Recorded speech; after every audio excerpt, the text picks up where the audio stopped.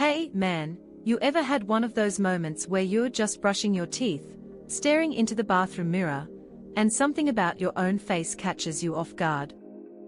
Like, you lock eyes with yourself, and for a split second, it feels like those eyes aren't yours. They are watching you back, hiding something deep inside the black of your pupils. Yeah, that's the kind of chill that runs down your spine when you least expect it. And let me tell you what happened to me. It started just like that, but it didn't stop there. Before listening to the story, don't forget to subscribe to our channel, because there are many more scary stories coming. Alright, settle in, because this is my story. My name's Jake Harlan, and I'm from a quiet little suburb outside of Seattle, Washington. You know the type: rows of identical houses with manicured lawns, kids riding bikes until the streetlights come on, and everyone pretending life's as perfect as their Facebook posts. I worked as a software engineer for one of those big tech firms downtown, commuting on the light rail every day, coming home to my empty house after my divorce from Sarah a couple years back. It wasn't a bad life, just routine. Predictable. Until it wasn't. It all began on a rainy Tuesday evening in late October, the kind of Seattle weather where the sky's been dumping grey sheets all day, and by nightfall, everything's slick and reflective. I got home around 7 p.m., kicked off my shoes, and headed straight for the bathroom to wash up. The house was dead silent, no TV blaring, no neighbors' dogs barking, just the patter of rain on the roof like distant applause.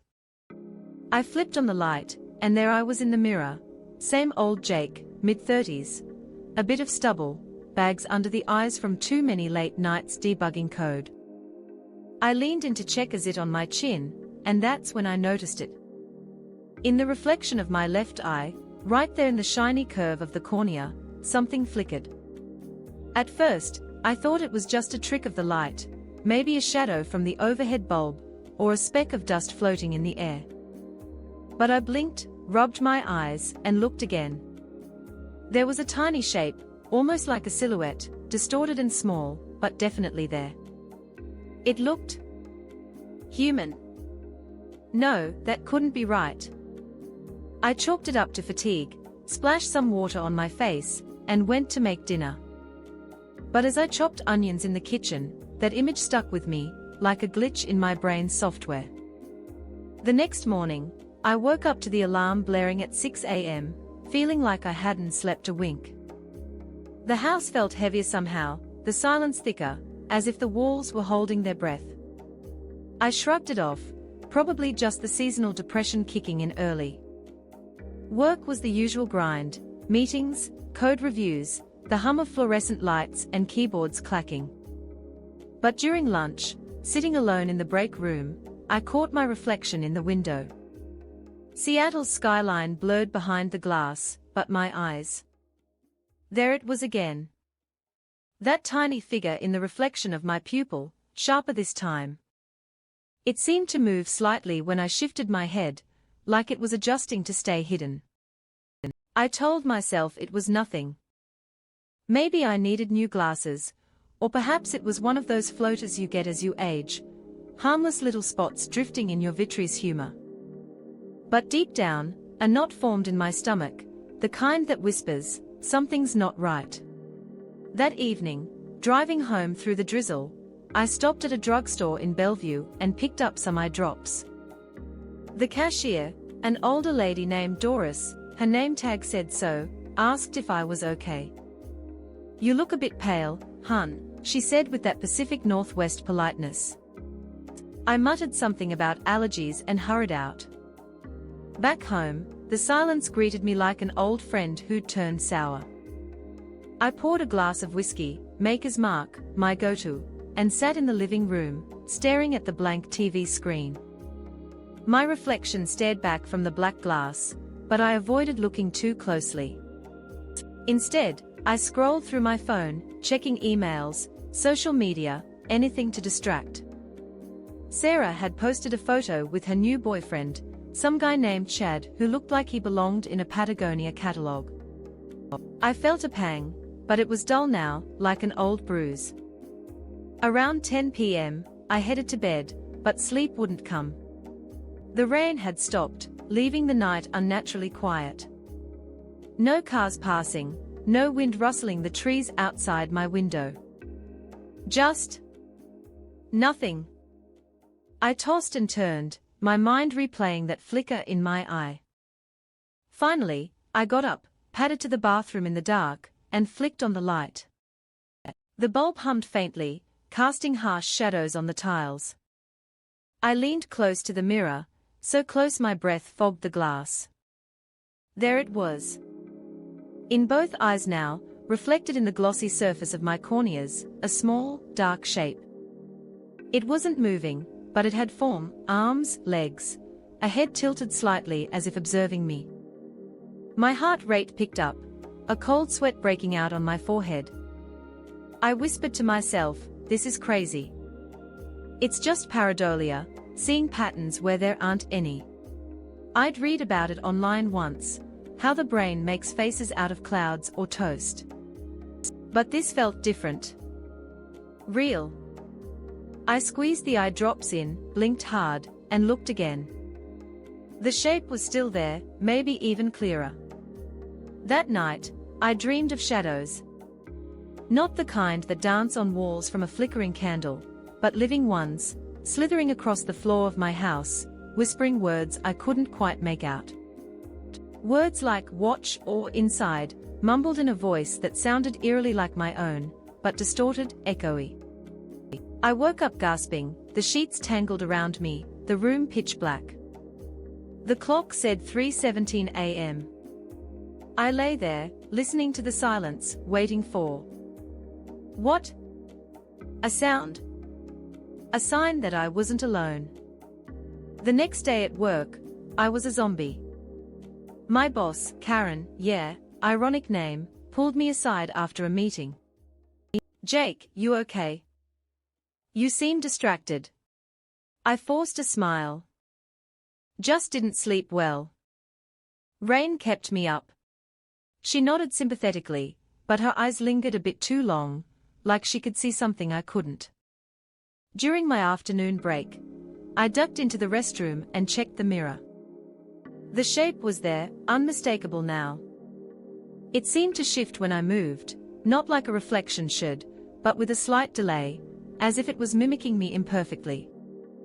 I started avoiding mirrors after that. Covered the one in the bathroom with a towel, turned off the TV so I wouldn't see myself in the screen. But reflections are everywhere, in windows, polished appliances, even the spoon I used to stir my coffee. Each time, that tiny figure lurked in my eyes, watching. The house's silence grew oppressive, like it was pressing in on me. I'd turn on music, some old Pearl Jam tracks, to fill the void, but it felt artificial, like the sound was being swallowed by the walls. That weekend, I decided to get out. Called up my buddy Mike from college, who lived in Tacoma. Hey, man, let's grab a beer, I said over the phone, trying to sound casual. My voice echoed strangely in the empty kitchen. We met at a dive bar called the Rusty Anchor, dim lighting, pool tables, the smell of stale beer and peanuts. Mike was his usual self, cracking jokes about his ex-wife and his dead-end job at the shipyard. But as we talked, I caught him glancing at me oddly. You look like shit, Jake, he said finally, nursing his IPA. What's going on? Sarah again. I hesitated, then blurted it out. Have you ever seen something in your own eyes? Like, a reflection that's not supposed to be there. He laughed at first, thinking it was a joke. But when he saw my face, he sobered up. Dude, you mean like floaters? Or? What? I described it, the shape, the movement. Mike leaned back, rubbing his chin. Sounds like you need to see a doctor, man. Could be migraines or something. Or stress, divorce'll do that to you. Yeah, stress. That had to be it. We finished our beers, and I drove home feeling a bit better. But as I pulled into my driveway, the house looked darker than usual, the windows like empty eyes staring back. Inside, the silence hit me hard. I flipped on every light, but the shadows clung to the corners, stubborn. That night, I couldn't sleep again. Around midnight, I heard it, a soft murmur, like someone whispering from far away. I sat up, heart pounding. The sound came from the bathroom. Slowly, I crept down the hall, the floorboards creaking under my feet. The towel was still over the mirror, but the whisper persisted, words I couldn't decipher, low and insistent. I yanked the towel off.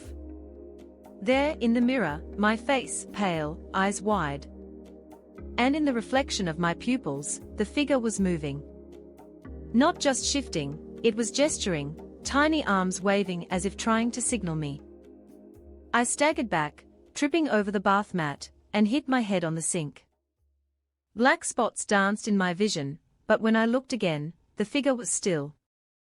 I called in sick the next day. Spent the morning Googling symptoms on my laptop, shapes in eye reflection, hallucinations in mirror, neurological disorders. The results were a mix: Charles Bonnet syndrome, where blind people see things, visual migraines, even schizophrenia. But I wasn't blind, and I didn't have a history of mental illness. My family was normal. Dad was a retired mechanic in Spokane, Mom a teacher. No crazy uncles or anything. By afternoon, the house felt like a tomb. The silence was broken only by the occasional tick of the clock in the living room, but even that sounded muffled. I paced the rooms, avoiding windows. In the kitchen, I opened the fridge, the light spilling out, casting long shadows across the floor. One shadow seemed to linger a second too long after I closed the door. I froze, staring at the spot. Nothing there. Just my imagination. That evening, I made an appointment with an optometrist in downtown Seattle for the following day. Dr. Emily Carter. Her website said she specialized in unusual visual phenomena. I felt a spark of hope. Maybe it was something simple, like a detached retina, or astigmatism. The drive into the city was tense. Traffic on I-5 was a nightmare, horns blaring, but inside my car, it was quiet, too quiet. I kept glancing in the rearview mirror, not at the road, but at my eyes. The figure was there, still, like it was waiting. Dr. Carter's office was in a sleek building near Pike Place Market, smelling of coffee and fish from the street below.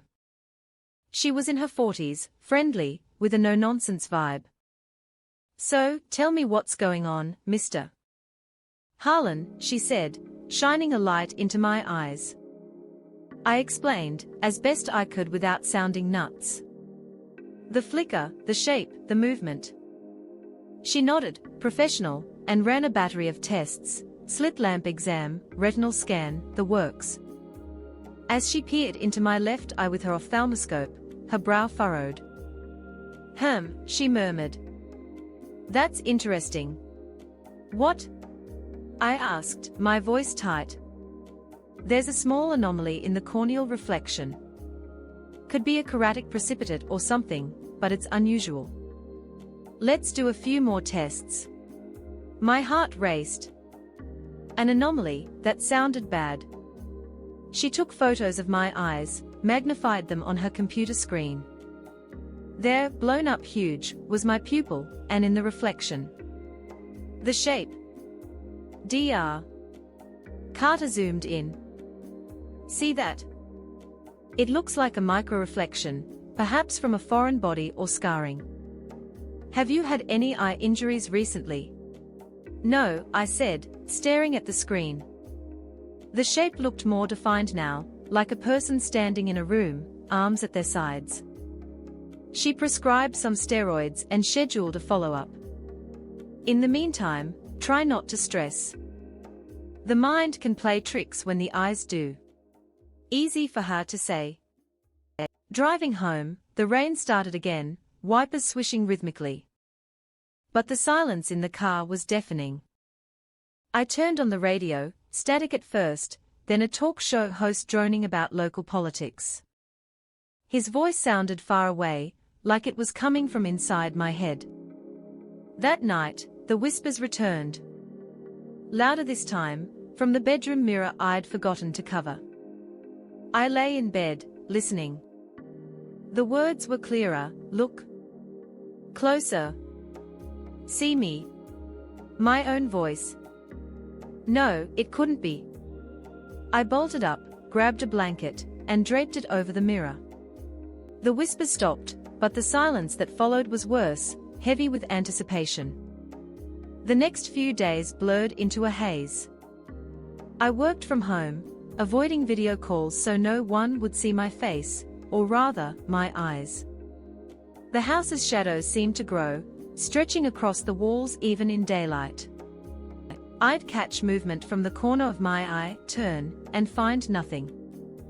The silence broken only by my breathing, rapid and shallow.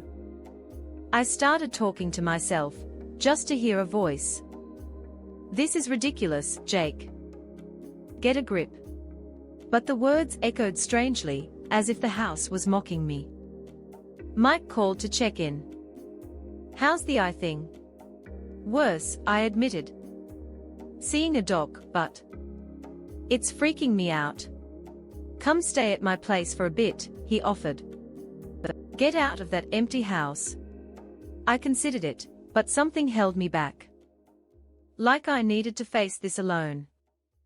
Maybe next week, I said. That night, the power went out. Storm winds howling outside, but inside, utter darkness. No street lights filtering in, my neighborhood was blacked out.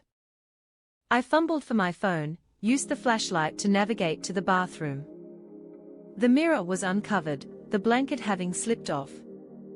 In the beam of light, my reflection appeared ghostly, eyes like black holes. And in those holes, the figure moved freely now. It paced back and forth, tiny but distinct, like a prisoner in a cell. I leaned closer, phone trembling. The figure stopped, turned toward me, and raised a hand, as if waving hello. Or goodbye. I dropped the phone, plunging the room into darkness. The whispers started immediately, surrounding me. I'm here. Always been here. In you. I screamed, backing into the wall. The power surged back on, lights blazing. The mirror showed just me, terrified, sweat-drenched. But the figure was still there, quieter now, watching. The next morning, I cancelled my work meetings and drove back to Dr. Carter's. It's getting worse, I told her, voice shaking. She examined me again, her expression grave. The anomaly has changed, she said. It's like inclusion in the lens, but moving. That's impossible. Impossible. I echoed. Then what is it? She hesitated. I think we need to refer you to a neurologist. This might be central, not ocular. A visual hallucination from the brain. Hallucination. The word hung in the air like a curse. Was I losing my mind? She gave me the name of Dr. Robert Lang, a neurologist in Bellevue. I made the appointment for the next day. On the way home, I stopped at a coffee shop, needing normalcy. The barista, a young guy with tattoos, handed me my latte. As I paid, I saw my reflection in his glasses, in my eyes. The figure nodded, as if approving. Home felt alien now. The silence was a presence, thick and watchful. I drew all the curtains, but shadows still lurked. That afternoon, I tried napping, but dreams came, me staring into a mirror, the figure growing larger, stepping out of my eye into the room, its face my own, but twisted. I woke to dusk, the room dim. A sound, a soft footstep. I sat up, listening. Nothing. But the air felt charged, like before a thunderclap. Dr. Lang's office was sterile, white walls, posters of brain scans. He was older, balding, with a kind but probing gaze. I spilled everything, the figure, the whispers, the behaviors I'd started noticing, waking up with dirt under my nails, as if I'd been digging in my sleep, finding the fridge door open, food rearranged, my car keys in odd places. Sounds like dissociative episodes, he said after a series of questions. Perhaps fugue states, where you act without memory. Combined with visual auras, it could be temporal lobe epilepsy or early onset dementia, but you're young for that.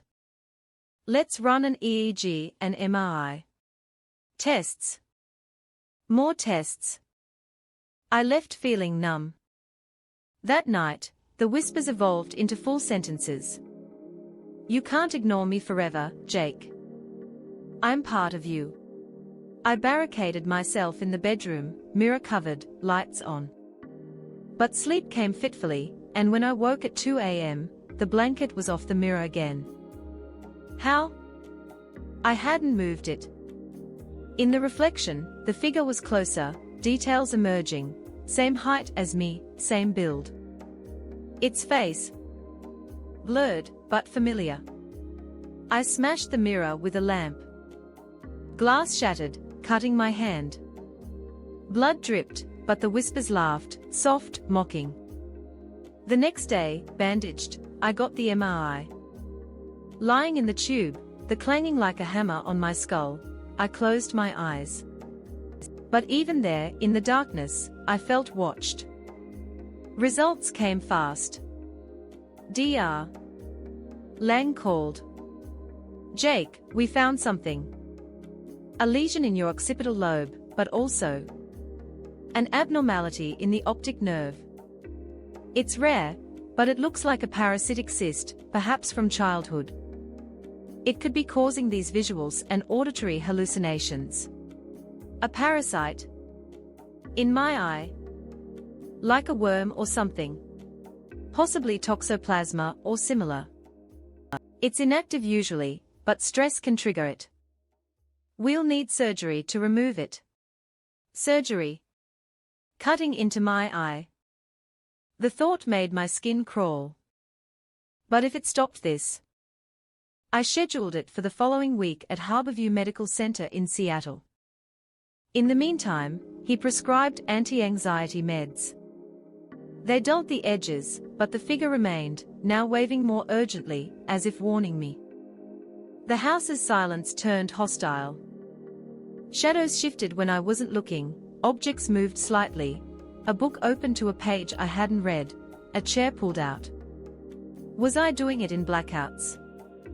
Or was something else? Mike came over that weekend.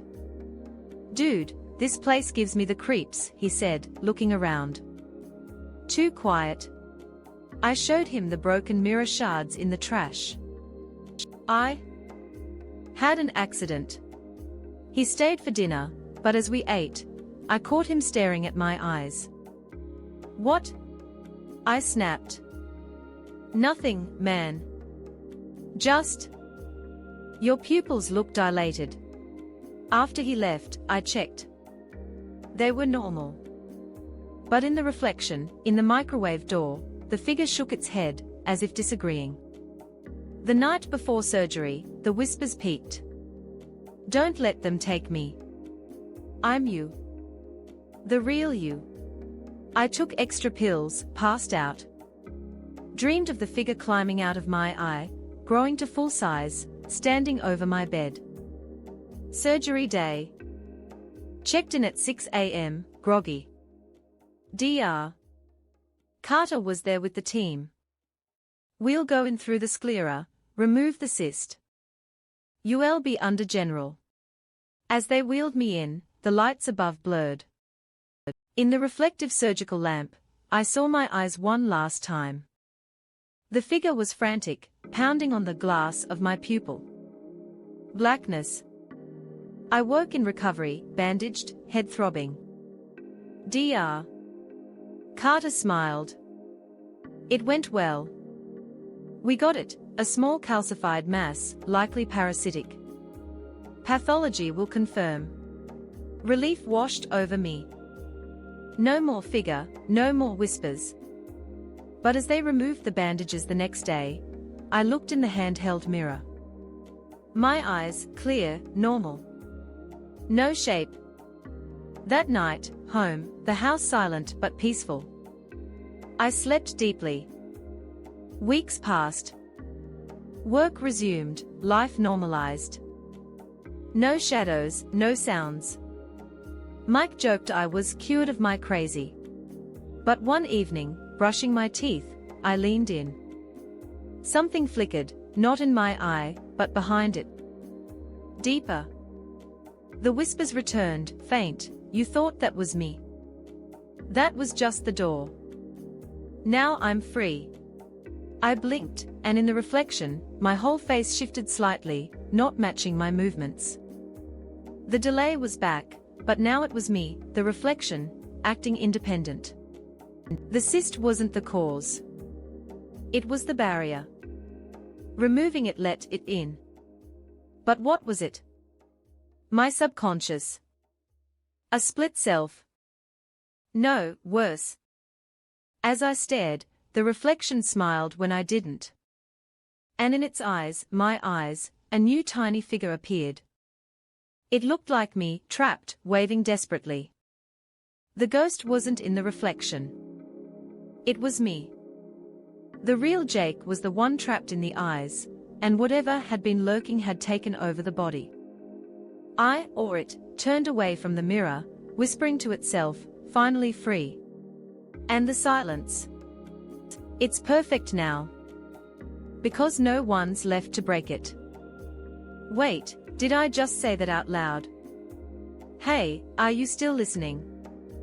Subscribe if you haven't. Because the story's not over. It's just beginning for you. Look in your eyes tonight. See if I'm there.